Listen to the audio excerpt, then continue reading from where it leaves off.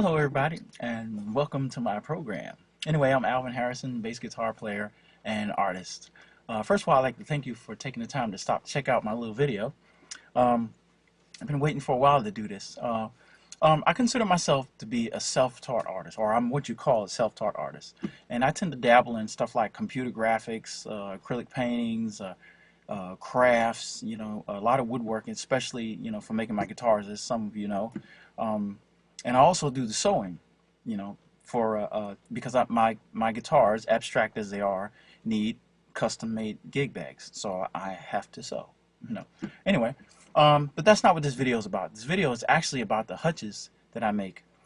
These little items that I call um, decorative storage ornaments in the form of hutches. So I've been excited to do this for a while, and I was thinking it was a good idea to do this uh, for my friends and those who've been collecting my work. So for the month of March and about mid-April, I decided that I should do this little in-home documentary, in my shop kind of thing. And it would be pretty fun to do, and it would be kind of exciting to share. And it was an adventure, and it still is. As crude as this video is, I enjoy doing it. So anyway, this is a how you can say an inside look at what goes on behind Alvin's Heartspun Treasures, you and my shop activities. So without any further ado, I hope you have as much fun as I did, both doing the artwork and also doing making the video. So like I said, without any further ado, have fun. Well, the first thing you always need is stock, and usually what I use is poplar, a 1/4-inch thick stock, which I normally buy from the local hardware store that'll carry wood. The next thing I do is I usually take templates that I made out of plexiglass to trace my designs and everything, and I populate all the designs and all the pieces that needs to be cut on the poplar boards. After that, then I do what I call is a block cut. All a block cut is basically just cutting the big pieces down so that they'll fit in the bandsaw.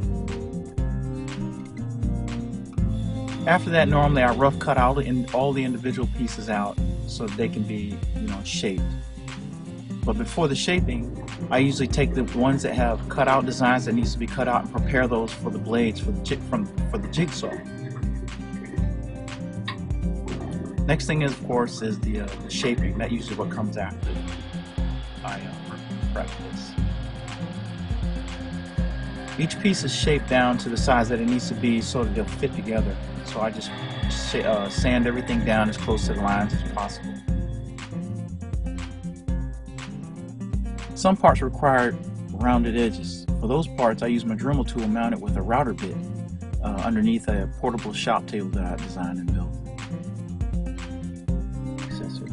Typically, after I route the edges and round up some of the shapes, then the next thing to do is the cutouts.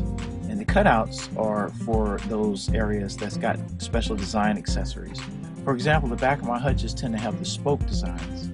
In order for me to get the spokes in, of course, I have to cut out the extra chunk of wood, and then I have to route the slots that the spokes are going to fit in.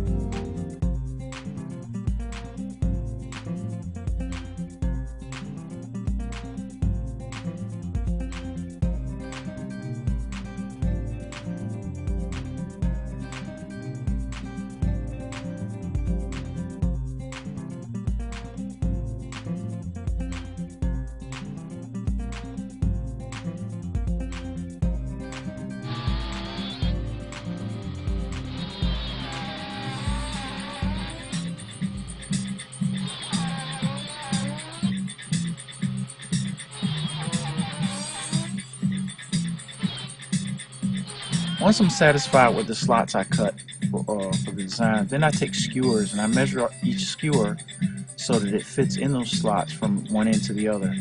And this is prior to putting the epoxy in. After that, I clip them off, and then I just fit them in the slots to make sure that they fit. Once they fit, of course, then I just come back and refill those pockets with epoxy, and then I just place the skewers in their places.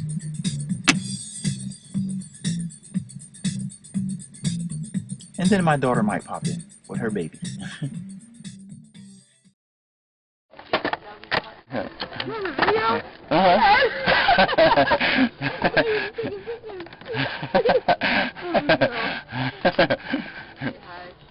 Why, where are you going? That's cute.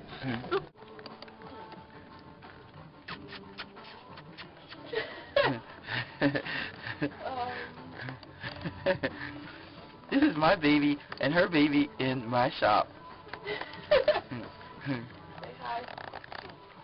Yeah, your baby. Are these custom? Like, are you making these to order?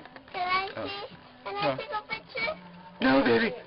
I'm trying to do my documentary right now. Are these to order? Okay. Just a few seconds ago, my daughter was here for a little while, and her daughter was here too. And then her daughter offered a little extra help from my work, so I got a little more work to do now. Anyway, right now, since we're all getting in the art mode, right now would be the beginning of when I start putting in like what I call the preliminary art. And what that is the sketches and lines and things that I got to put in that would normally be in an odd place to put or hard to put in after the Hutches assembled.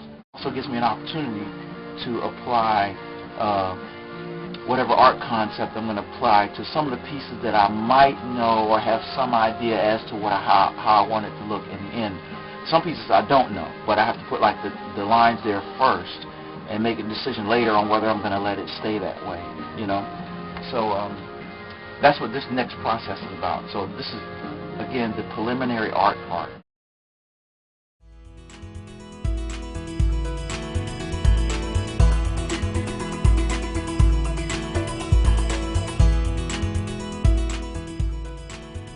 Once the shapes are solidified, I usually compile them together with the partners that they're going to have prior to assembly. Then of course next is assembly, and this is usually the routine that I usually use.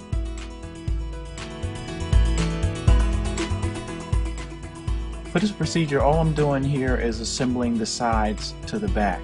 That's usually the first thing I do when I'm putting the Hutches together, using of course traditional epoxy. In this particular case, normally I use a jig, a homemade jig that I made, but for the benefit of having this so that you can see it better, I chose not to use a jig this time. But this is how I used to do it in the beginning, putting the Hutches together.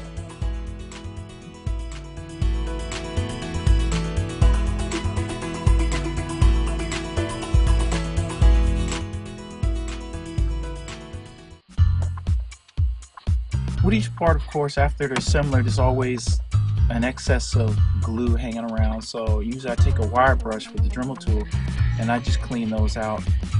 So every part goes through this same routine that's got to be put together. At this stage, depending on the design intent, I usually introduce something like wallpaper or odd art elements. This is prior to the doors and the shelves. Due to the imperfections of anything handcrafted, some parts have to be crafted to fit the shape that comes out. So just like every other part, despite the lines and everything, sometimes the parts have to be tweaked a little to fit each section. Once I am satisfied with a fit, however, then I usually install the parts, and then after that I just continue to do what is more of a shaping process that goes on after that to make sure the parts have a fluent rhythm to it.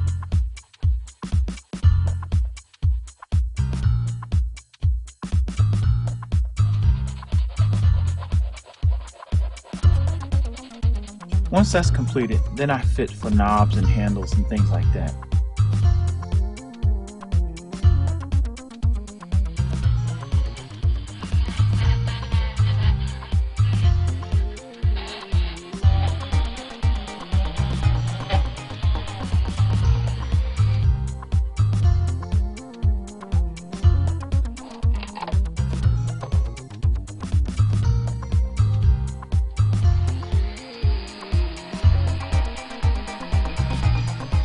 I usually like to clean up in between stages.